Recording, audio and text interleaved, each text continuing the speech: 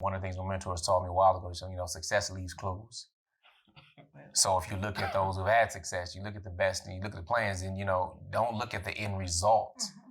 You got to look at what they did to get there.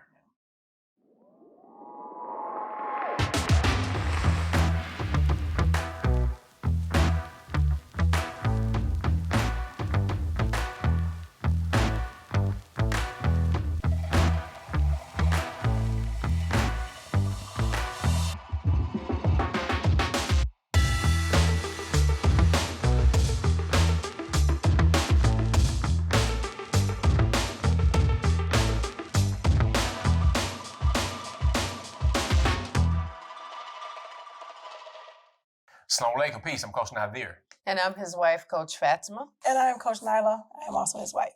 We are your favorite polygyny relationship coaches, as well as the founders of Outstanding Personal Relationships and authors of the new book, Let's Talk Polygyny Uncensored. Now, we get a question very frequently. It says, do you all live in the same house? Y'all live under the same roof, right? Or any variation of that type of question. Some people assume that we do. Because right now we're under the same roof as we're filming, right? So that, you all live in the same house, or how's that? Or that's not, you shouldn't be, all kind of assumptions that go along with that. Now, for the record, we do not live under the same roof, all of us, me and my wives and our children. All right, we have two roofs. Roofs. It sounds like you say roofs. Like you're saying roof. Roof. Like a dog. Yeah, so we have two different homes. So with that being said, we prefer it that way. One, of course, because the size of the family. If you saw our Eid Mubarak, Eid, greetings and everything on a holiday video, then you'll see all the children lined up behind us and stuff. Not even all of them, but most of them. Yes. All right, so that's what makes a dozen of us all together right now. Right, so the majority of our children. So one, just size-wise, it wouldn't make sense. Now, there are some benefits and to both. And depending on what you want to do or intend to do or are currently doing, you may see some of these benefits or see some of the other challenges. Now, have we lived under the same roof? Yes, we have. We have. We've done that while traveling, to be more specific. Right. Matter of fact, it was almost a week of traveling. For example, we were in an Airbnb. And we chose that one. I chose it because one, it satisfied the requirements that I like to have when we travel. One, we'd be close together. So since it's not going to be in a hotel, just for cost reasons, it's more cost effective versus having like 4 or 5 rooms for all these multiple nights to have one whole place, right? So it still costs, but not as much as all those rooms and things like that would cost. So, but then it was 5 levels with a terrace and had 10 bedrooms or 10 bedrooms. Yeah, 10 bedrooms. Yeah. 3.5 baths, I think. Yep. Yeah, 10 bedrooms, 3.5 baths and stuff like that. So it was dope. So, but it was, somebody who had our size family and they wanted to go ahead and live under the same roof, that would be a more ideal situation.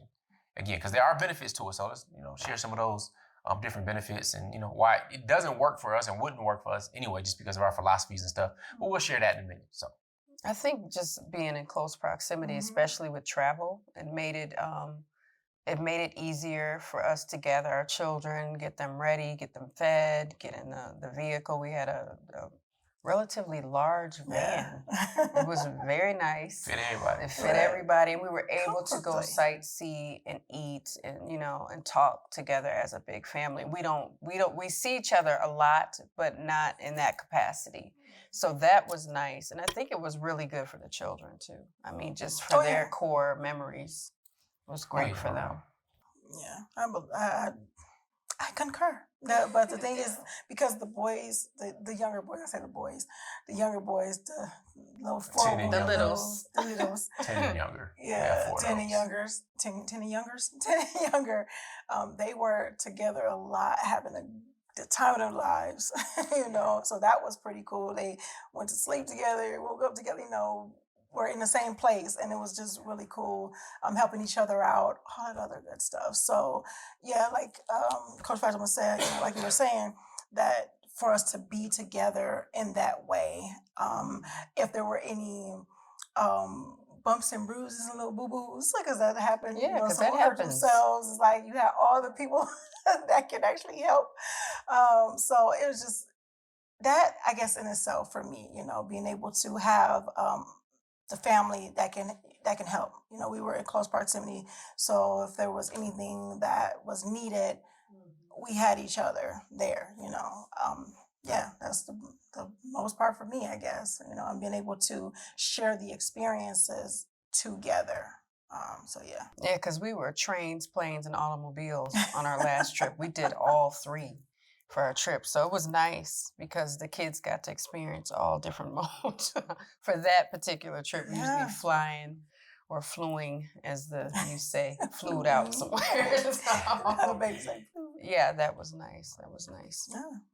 Yeah, that was cool. I mean, to have every, housing wise, we don't live in the same house, but we live in close proximity, as in literally about 30 seconds from each other. But of course, it's different, different buildings and stuff like that. So, so the close proximity part is definitely there. Of course, if you're under the same roof, you don't have to worry about, going to a different place, you're calling and so on. Everybody's pretty much there. So it's different. There's more hands on deck for that. So, but again, the challenges with that, to go into it, you may have more cooks, but you got usually one or maybe two kitchens, but usually just one kitchen. And, people like what they like. No, we did. But I'm just saying some challenges where we wouldn't prefer it for our daily lives, because not consistently, right? My philosophy, goes with, and my wife shared the same, is that, queens are gonna need their own space and how they do things. You know what I'm saying? So yeah, it's good to have the, when you're traveling or under the same roof, different responsibilities can be shared, whether it's the cooking or the cleaning and moving things around and so on. But over the long term, you know what I'm saying, you really want kind of your own individuality. It's not practical. And stuff. Right. You know what I'm saying? And then at the same time, we talked about having 4 children right now, 10 and under. But the other children are over that. They're older ages, so we're talking about young adults. So early teen, mid-teen, late teen, and then even 20-year-olds. Yeah. So all of these different ages matter. You know what I'm saying? Exactly. As young adults. So for us, wouldn't work long-term under one roof. Travel, no problem. We can go ahead and bang that out and get over any quirks and irks and stuff like that. Yeah. But yeah. And another thing too with us, for though you guys know, we have bonus children. And that being said, it's a particular way that things have to operate with bonus children. I have a daughter, I have a bonus son. She can't cover and doesn't cover around him, just like I have a... She does cover. Sorry, my bad. They're like, what? She covers around him. Yes. Just like my son and my bonus daughters, they cover around him. So that wouldn't be practical, us being under one roof for that, extended amount of time, because of the privacy. The blended family dynamics. That's and the blended family. So in Islam, it's called mahram, mahram and then non-mahrams. So there's categories of individuals a woman can uncover from, show aura, and then those not. So that gets, more challenging with that situation. Right. So I wanted to discuss that a little bit for those who, wonder, especially there, our Muslim viewers and all that other good stuff too. How does that work? So yeah, we're very aware of that, of those things and everything. We are very much aware of feeling comfortable in your space. And that goes with myself, my co-wife, our children, our husband, everything like that. Make sure that people are comfortable in their space. How did that work? Being under the same roof for vacation or for travel, it worked very well because we did have that extended space. They had their own rooms. It was 50 million bathrooms. No, it was like a number of bathrooms and everything like that, and just being able to coordinate things in that manner, which was really, really good. So it's easier to do on a trip to coordinate things that way, for things to run smooth. But if it's a day-to-day operation every single day, it can tend to be a little daunting. It's too restrictive for those of us that have to cover in front of one another. Exactly. So, and that's why we say, you do what you must do for your family, but for us, this worked very well. I mean, no family vacation goes without bumps or whatever, but we had a relatively good time, and I love that all our children, whether they be grown, whether they be littles, they had a great time collectively. So they all bonded with each other. When the littles over here and the big ones over here, and it was this division. No, we just took care of each other as a family, so that was nice. And we always do. Whether we're on vacation or not. Yeah. Right, no together in one home or in separate homes. Yes. Indeed. I mean, when you make it a priority to live life at a higher level, when you want to be and have and experience outstanding in your relationships versus what's average or just, letting the winds just kind of blow you wherever things are going to go type stuff. When you are leading that charge going in a certain direction, you're trying to get there, that in and of itself is a lot of satisfaction. Oh, yeah. But for those who don't be surprised if you're not living, you're always wishing and wanting something, but you're not experiencing it. Because if you don't do the work that's required, then there's no surprise you're not going to get it. It ain't going to work. You know what I'm saying? It'll work, it ain't going to work. So, that's just called a clue. And one of the things my mentors taught me a while ago, so, success leaves clues. So if you look at those who've had success, you look at the best and you look at the plans and, don't look at the end result. You got to look at what they did to get there. We didn't have examples and, people in polygyny and stuff to follow and so on. So we had to utilize this different knowledge and information and put it together and kind of reverse engineer what we did. But we are very clear on our intention to be specific and be aligned with what we want to achieve.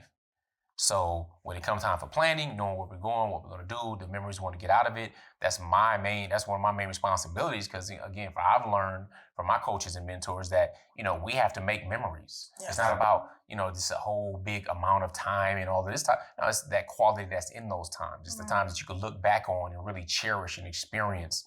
And I know that my children, especially the young ones, have no idea of how big that is to get these different stamps on your passport, to see and experience these amazing things, to be stretched so far with your vision at such a young age. I didn't have that. Yeah. They have my parents didn't go out the country. My mother, they have passports at little ages.